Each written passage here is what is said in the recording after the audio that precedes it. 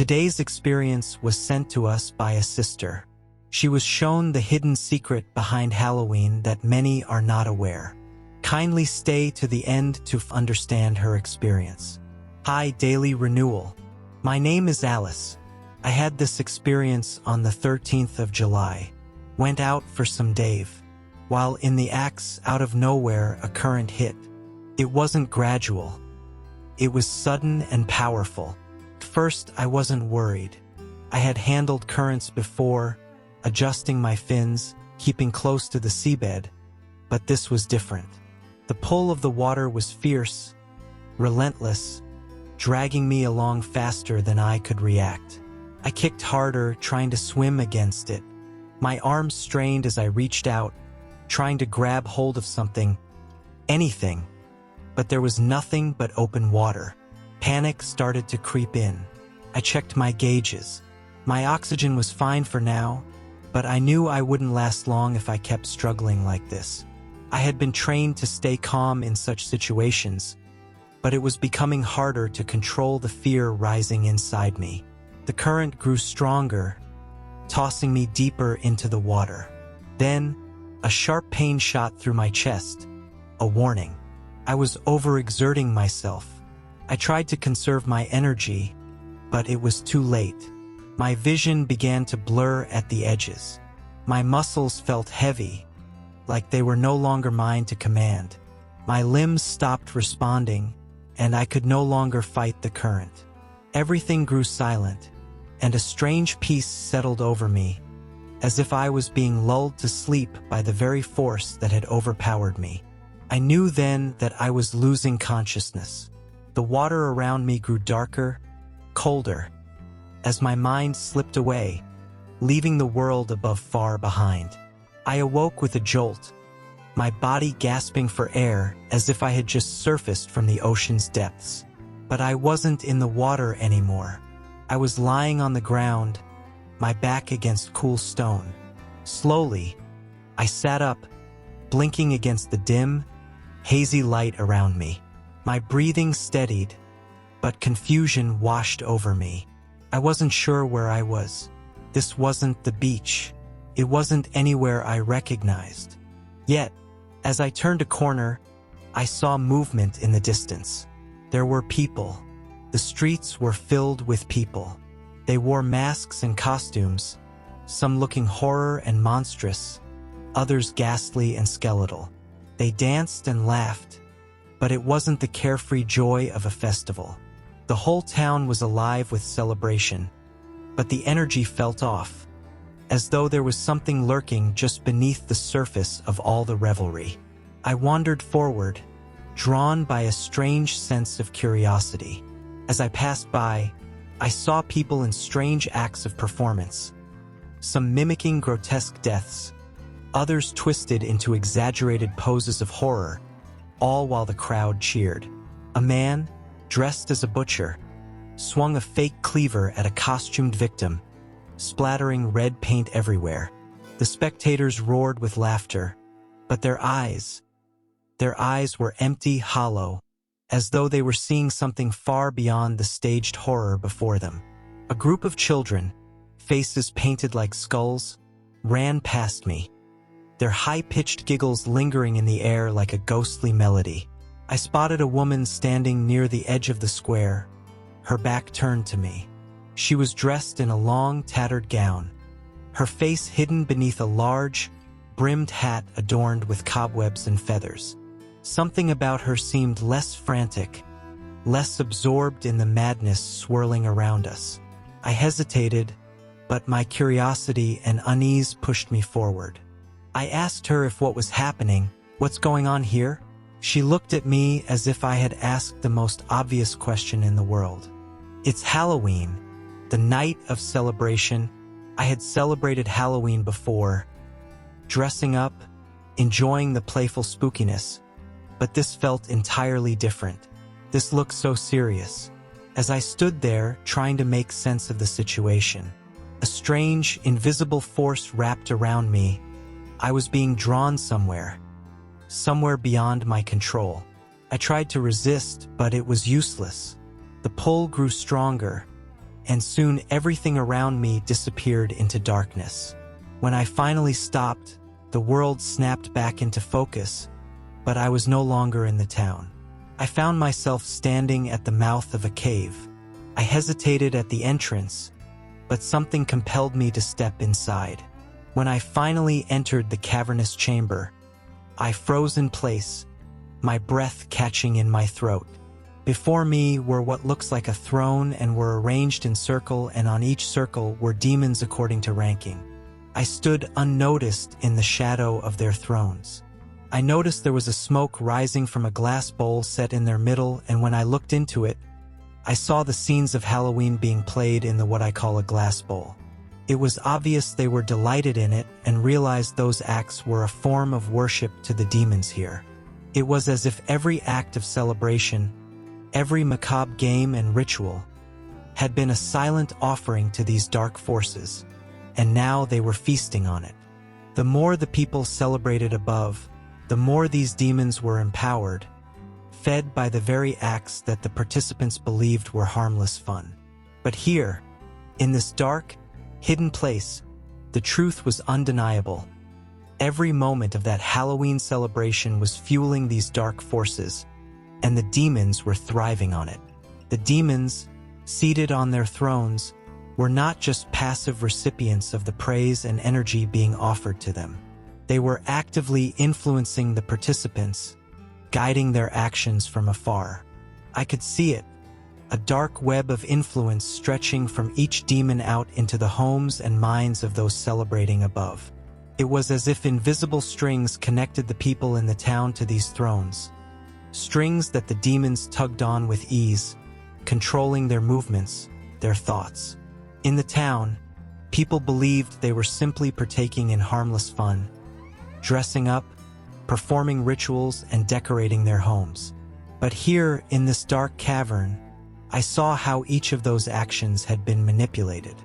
The demons stirred in delight as the participants above indulged in increasingly immoral acts, thinking it was all in the spirit of celebration. Yet, it was the demons who had planted those very thoughts, whispering into their minds, guiding their hands, urging them to embrace the darkness of the night. The more people surrendered to the spirit of Halloween, the more the demons rejoiced. Their delight wasn't just in the energy they received, but in the control they exerted, the way they subtly twisted minds and hearts, corrupting the innocence of the celebration into something far darker. After what felt like an eternity in the presence of those dark forces, the same invisible pull that had brought me into the cave suddenly dragged me away again. The cave, the demons, the energy of the celebration, all of it vanished in a blur of shadows. When I opened my eyes, I was back in the town square. But something was horribly different. The celebration was over. As I walked through the streets, I noticed the people. They were still here, but they were different, changed in ways I couldn't quite comprehend. Some wandered aimlessly, their faces blank and eyes hollow, as if they had lost themselves. But the worst of it was the growing aggression. I saw it in their faces, the way they glared at one another, their eyes filled with a strange, unnatural anger.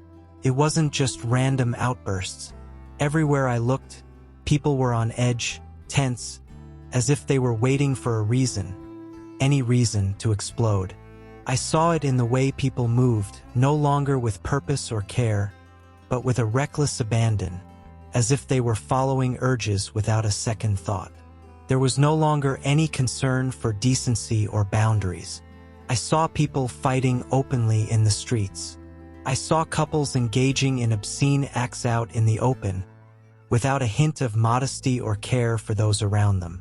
Men and women flaunted their bodies, their behavior unrestrained, driven by a primal need that seemed to consume them.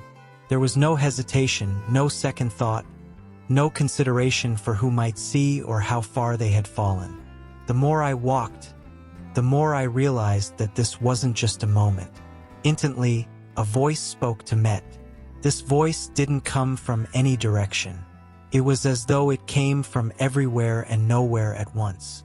The voice told me the truth behind everything I had just witnessed.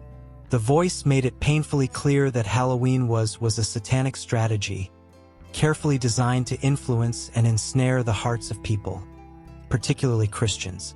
It wasn't the costumes or the decorations themselves that held the power, but the spirit behind the celebration. The more people engaged with it, the more they opened themselves to forces they didn't understand. The voice explained that this seemingly innocent festival was, in reality, a tool, a doorway through which demonic influence could enter the lives of those who participated. Every act of indulgence, every moment spent in the dark joy of the night, was an offering, an invitation for evil to take hold. The voice went on to reveal how Christians, even those with strong faith, were at risk. By participating in the rituals, by adopting the practices of Halloween, they unknowingly allowed the influence of darkness to creep into their lives. It wasn't immediate, the voice warned. It was subtle, a slow erosion of their spiritual defenses.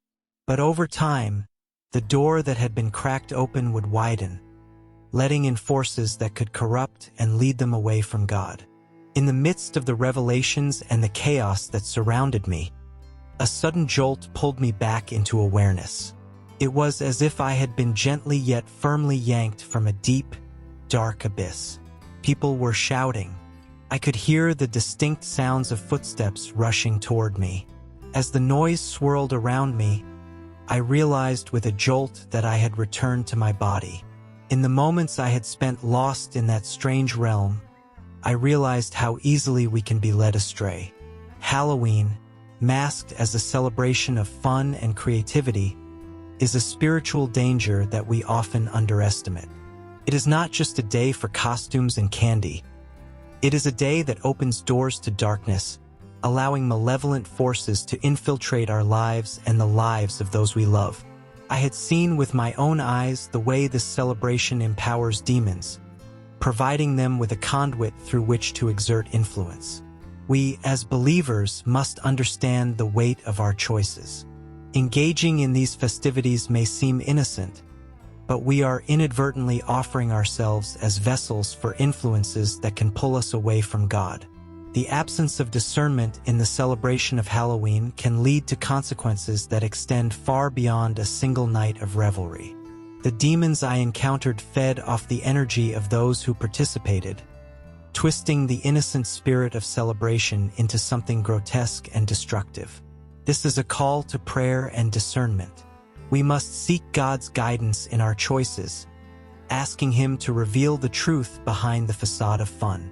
We need to pray for clarity and strength, for ourselves and for those around us who may be unaware of the spiritual dangers lurking beneath the surface. We must intercede for our brothers and sisters in Christ, that they may hear the voice of the Lord and recognize the potential harm in engaging with such a celebration. I implore every believer to take a stand against the influence of Halloween. It's not merely a personal choice. It is a matter of spiritual warfare. We are called to protect our hearts and our homes from the insidious advances of darkness. Let us not be complacent or swayed by societal norms that celebrate what is contrary to God's teachings. Instead, let us be vigilant, relying on prayer and the wisdom of the Holy Spirit to guide us in all our decisions.